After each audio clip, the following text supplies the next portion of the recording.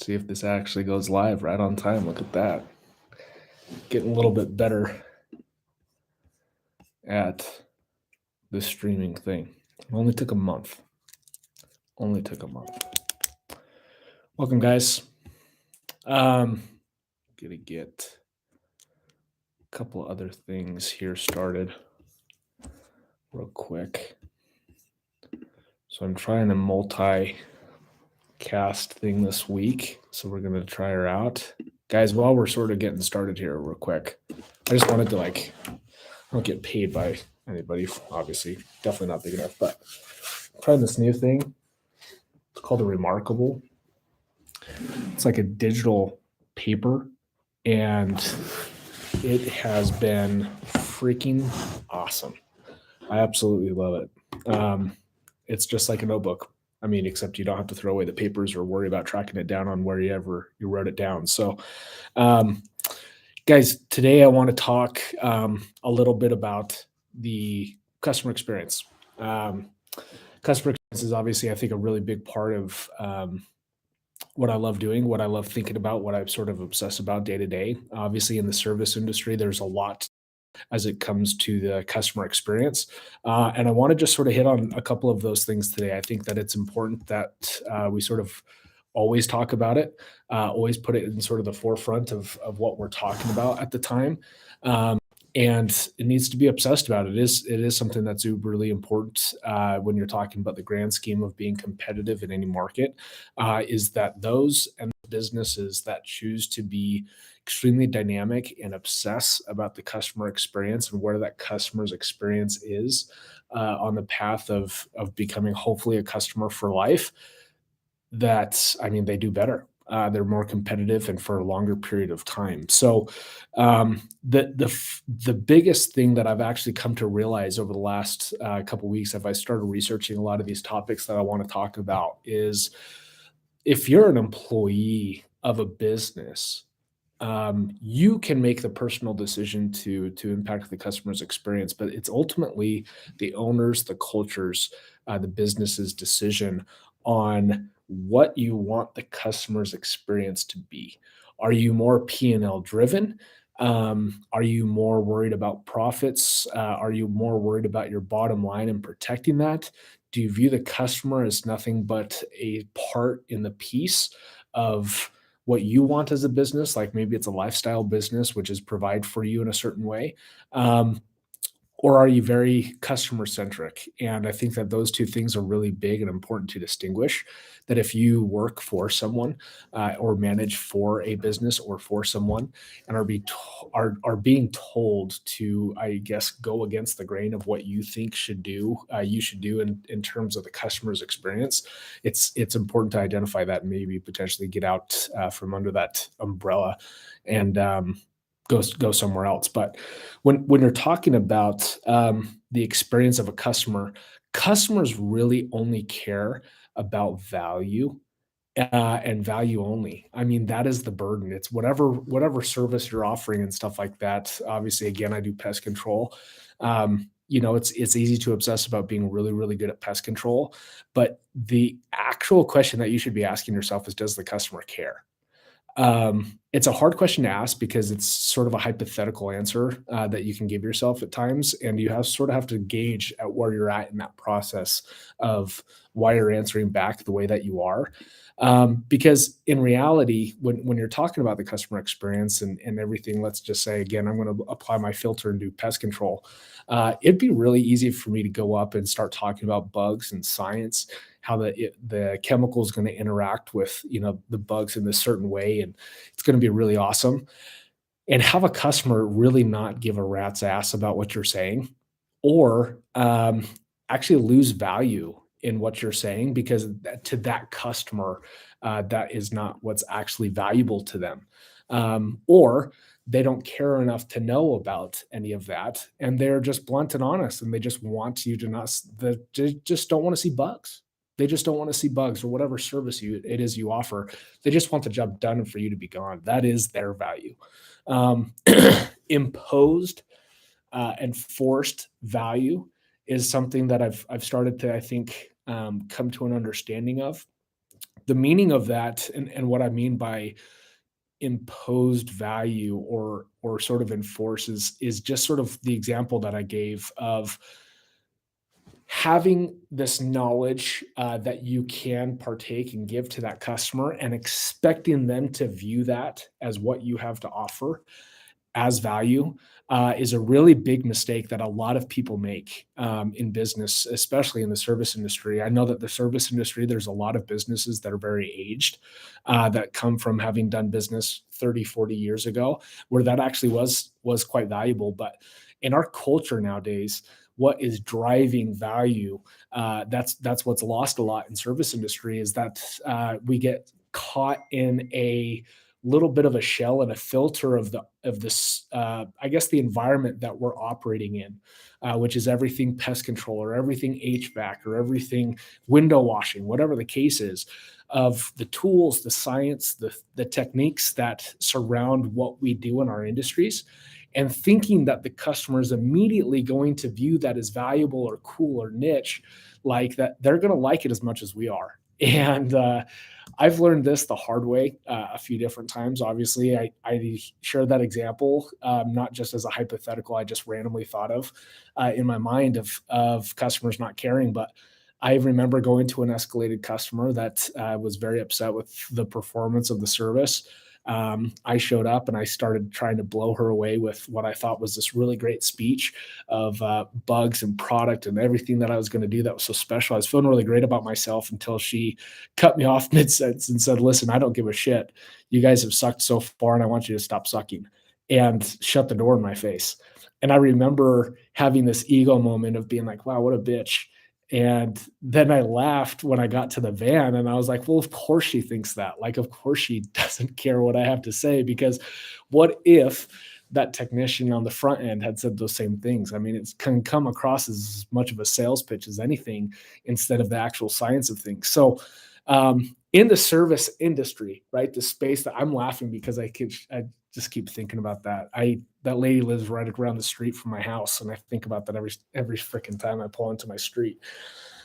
But there's a really I think really creative way. One of my business partners, Greg Young, came up with a few years back that I think is a really great way to engage with customers on a very customer level, on gauging if they're where that customer is at in their experience with the company. And it just revolves around two things: are they in a peak or are they in a pit? And the pit is obviously us not delivering value, them not seeing value in the service that we're offering. A peak is obviously them then seeing the opposite. Now, the real big, I think, breakthrough on some of this is, if you think about a peak and you think about a pit, you think about this line right through the middle. We call that what we say is the expectation line. It's sort of the barrier of entry of what the customer sort of naturally, I think, expects. And I think most customers would be boiled down into the same type of group of, in pest control, let's say they see value, they feel value for that money. They don't feel like they're getting ripped off. They don't see bugs. We're easy to deal with, and scheduling is never a huge inconvenience for them. I mean, there's a few things in every service industry that I think is pretty specific to that stuff. Even if, let's say, if you're in the heating and air space, there's only really a certain time where there's emergencies, stuff like that, with inclement weather, being too hot or too cold, of having an issue with your air conditioning or heater actually be a huge issue. So scheduling could obviously be a really big value creator or value loser for them as well.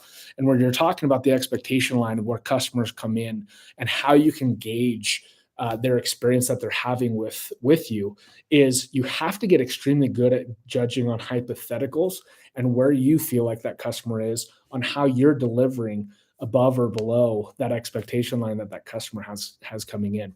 So in our space, right, we deal with these expectations, even with day-to-day businesses that we come in contact with. What's up, Mike Casey? I see you over there. And with the customer experience, the thing that you have to do is you have to get out of the filter that you apply to a customer from your space, whatever space that you're in. The big thing to avoid, and the avoidance factor there, is get out of your own way.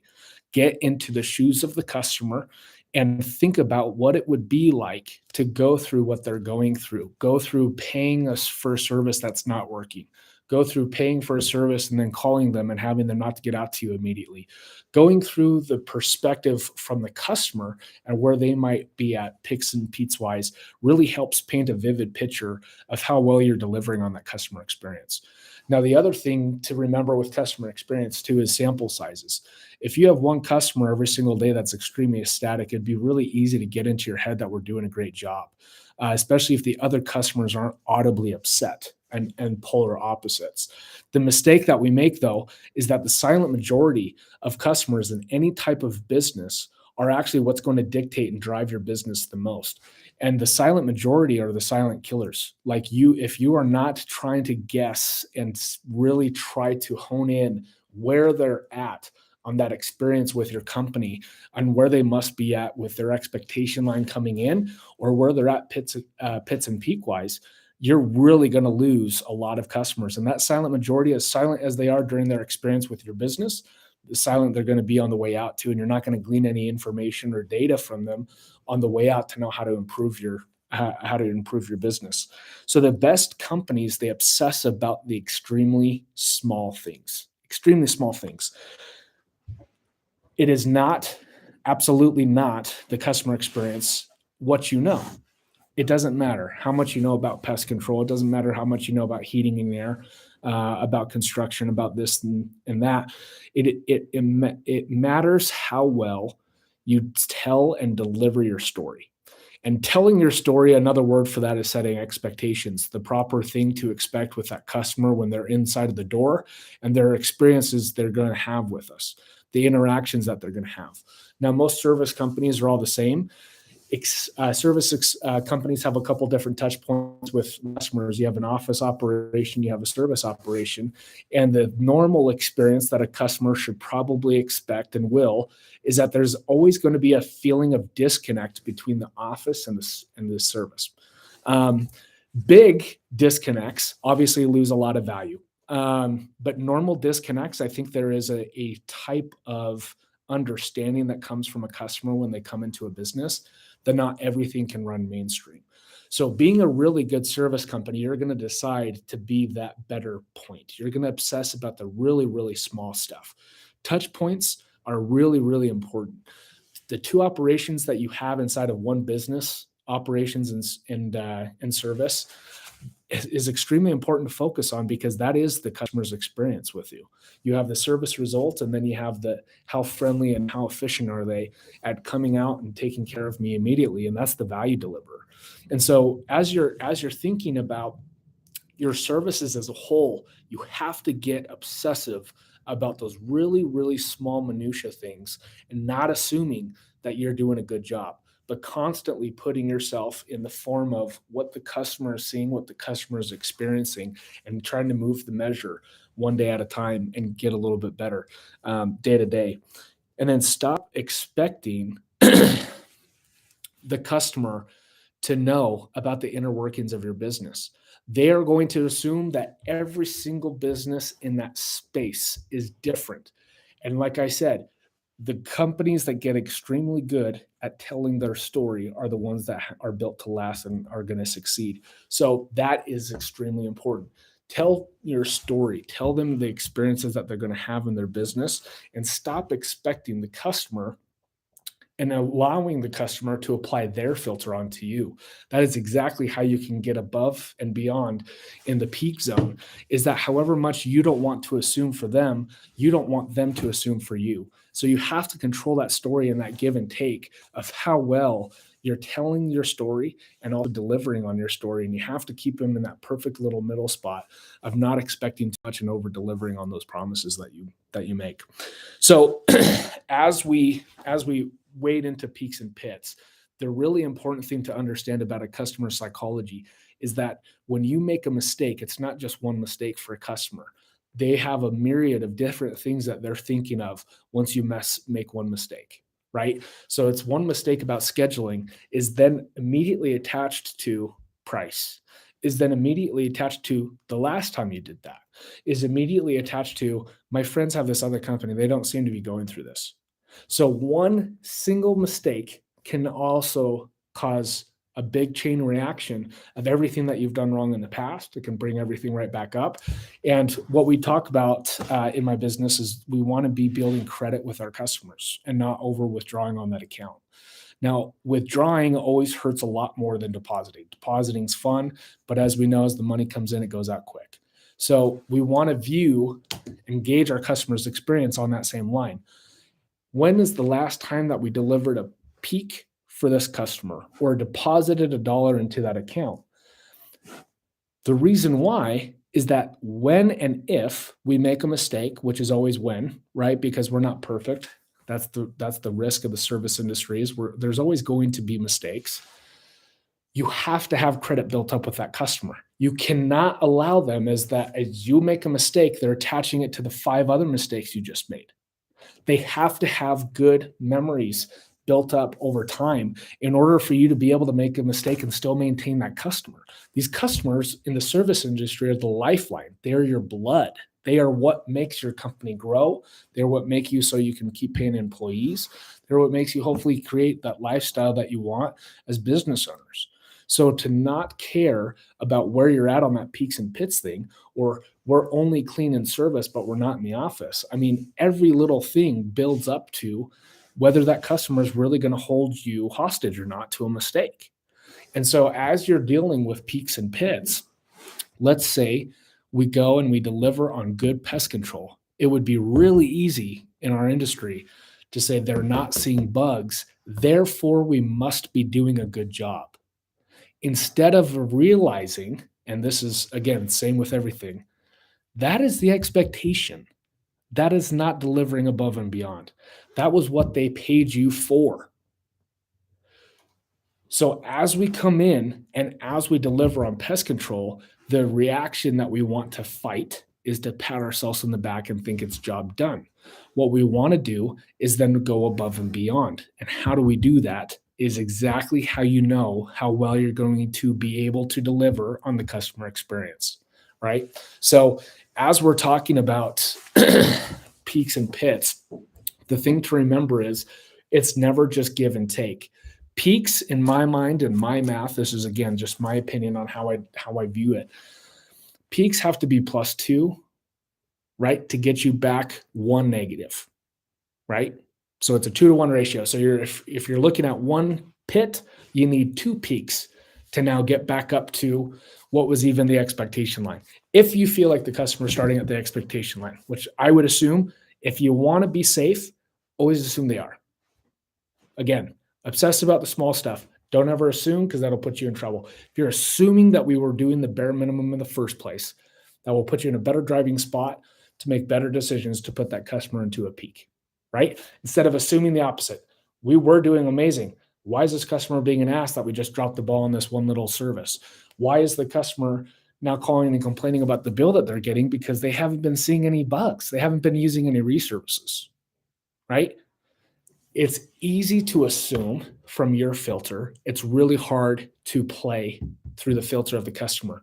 That's why those that'll do it will differentiate themselves in the markets. That's why those that'll do it will be built to last. That will last longer. They'll have better reviews and they'll grow more organically year to year, which brings more money into the business because organic growth is good growth. So when you're looking at peaks and pits, okay, let's assume that we put a customer into a pit because of scheduling. There's 2 things that we need to obviously kick into when you're talking about business decisions with peaks and pits in mind.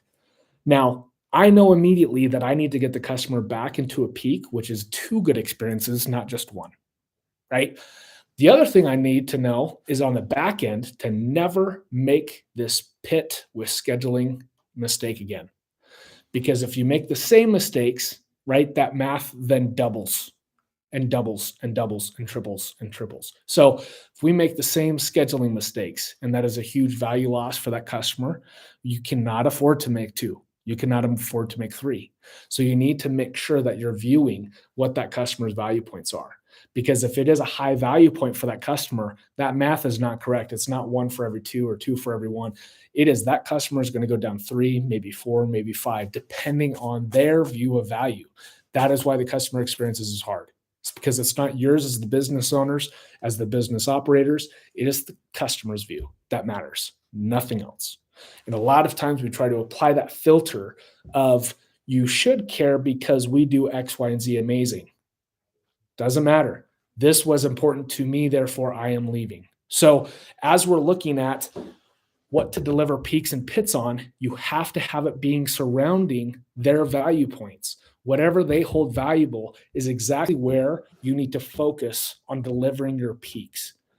Because if a customer really likes scheduling to be easy, to be efficient, to be very consistent, making sure you're delivering peaks in those things will make that customer's life amazing. They might not even care they're not seeing bugs. If they are, but they can always call and we're out that same day or the next day or whatever compromise or promise that we've made, that is for them. That is still the value being delivered. That is delivering on that expectation line, but not creating pits, right, is also creating a lot of stability on that for us and making it easier for us moving forward to create peaks.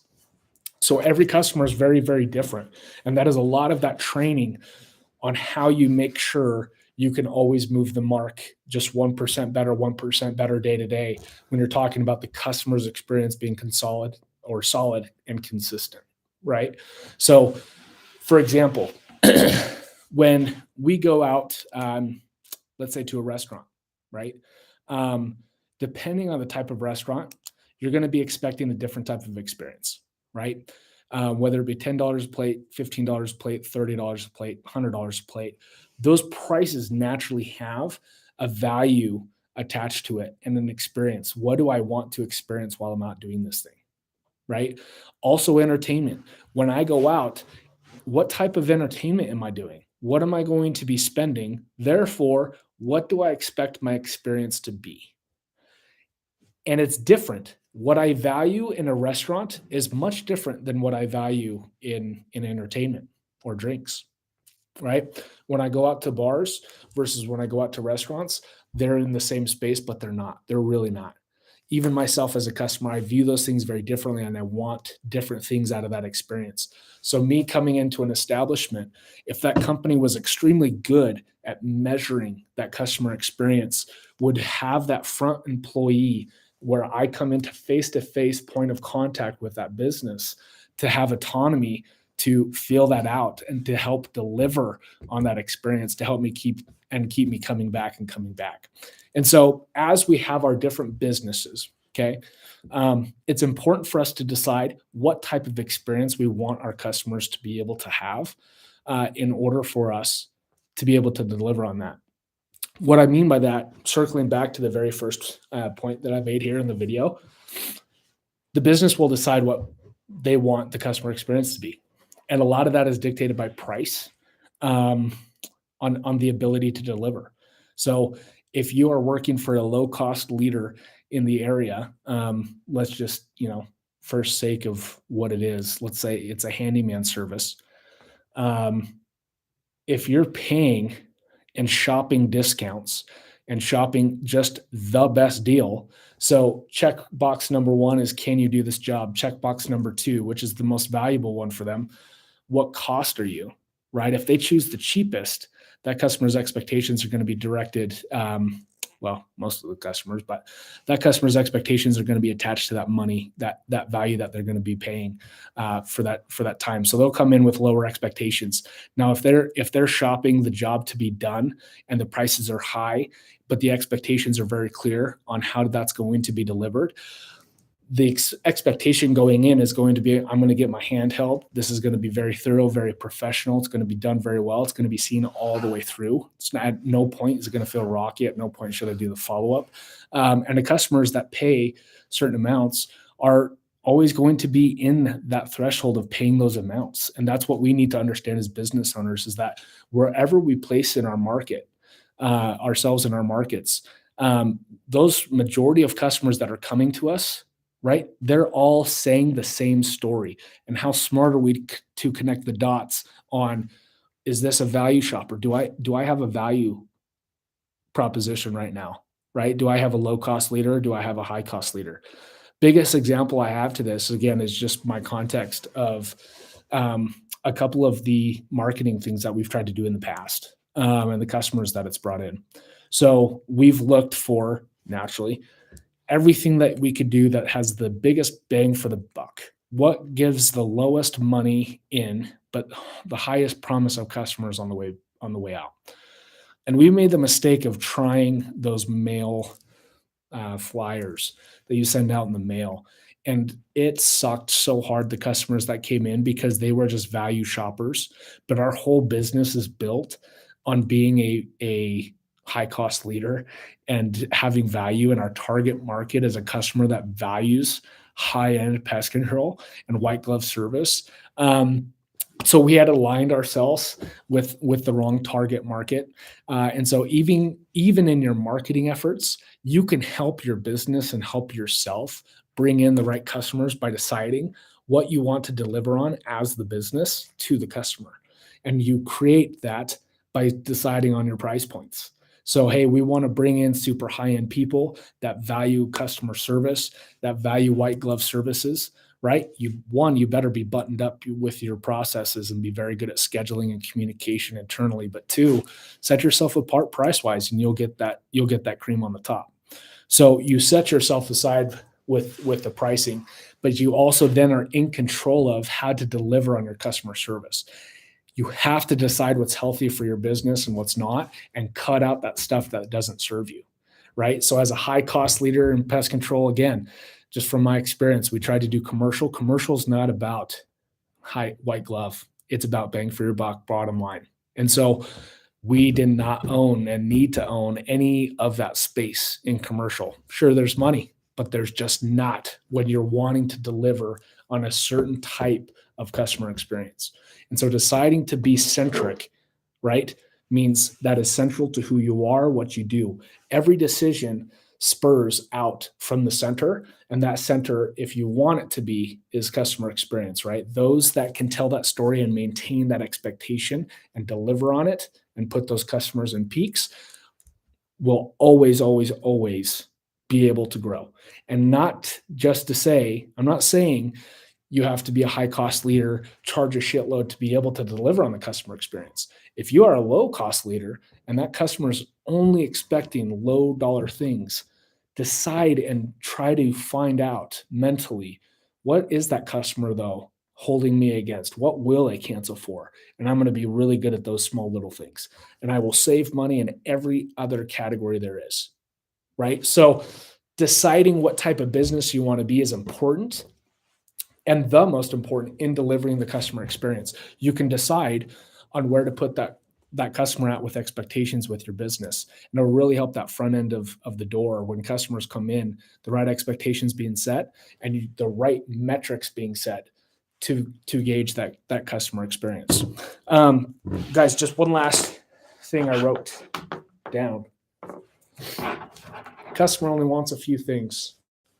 If you can't read this, I'm sorry. See that? They only want three things, right? Value. Value, value, value. That's all they want. Give them exactly what they want and more, right? Just a little more. But give them exactly what they want and they'll stay. People leave businesses because they are not getting what they want, not because they are. The irrational ones might. You could always make a case for that, but who cares? You don't want them in your business anyway. They're not helping you.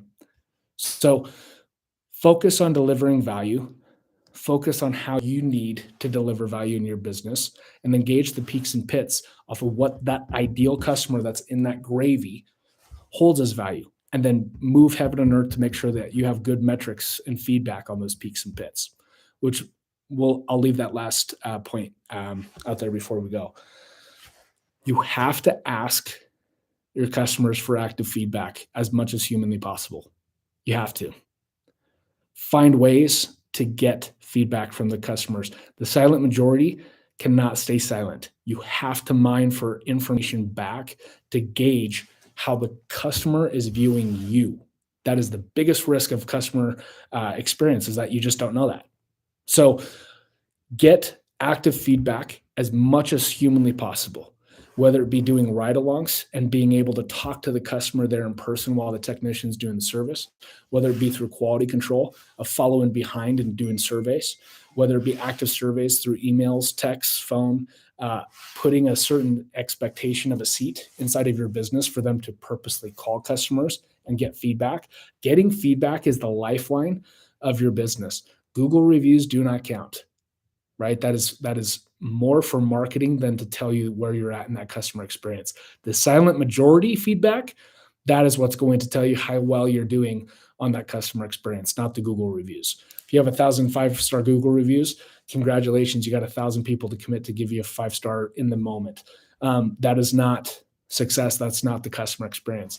The customer experience is finding somebody that went out of your business and finding out why. The customer experience is the silent majority and having them absolutely rip you open because you think you're doing a good job and you find out you're not. That is the customer experience. That is the real unfiltered, honest truth. Even the customers that give good 5-star reviews, I bet if they had the chance, they would change one thing about your business. No doubt about it. Find out that one thing, right? Even the 5 stars, there has to be something that you could do better. And so obsessing about that small stuff will really help move the mark in the right and the positive direction for you and your business. But I appreciate you guys. Next week, we're going to be talking about the, let's see, what is next week? It's going to be talking about service industry specifics, right? And as it pertains to service industry, what are the certain constraints and service specific things that we go through that hinder business from running well? So I'm going to set up that live. Looks like this reminder worked to go live right at the time that we have it set. This time is, I think, going to work out really well for everybody. It's Tuesdays at 10 a.m. moving forward. We'll keep that. And again, my goal for this group is to not talk as much moving forward. I want to deliver value to you guys. I do want to talk and do some trainings because I feel like I can bring value to those that are in the service industry. But more importantly, I've always seen this group becoming a group of service pros. That's why I named it very generic, of different industry leaders and what they do in their businesses. What issues do they have in their businesses and how they overcome them? Because I feel like a lot of the service industry is very closely connected, and there's a lot of value to be gleaned from people that are in other industries because you don't naturally, I think, come in walls up, and you're more willing to listen and be inviting to information and feedback. So that's the hope. I'm going to start, hopefully, once I get a normal cadence of meetings, start trying to headhunt some people to join up in the future and try to get our viewership up a little bit, but more importantly, get a group together that can be really dynamic and help each other grow and talk about just service industry specific stuff that just really is what makes me tick. So appreciate all you guys, and we'll see you next week.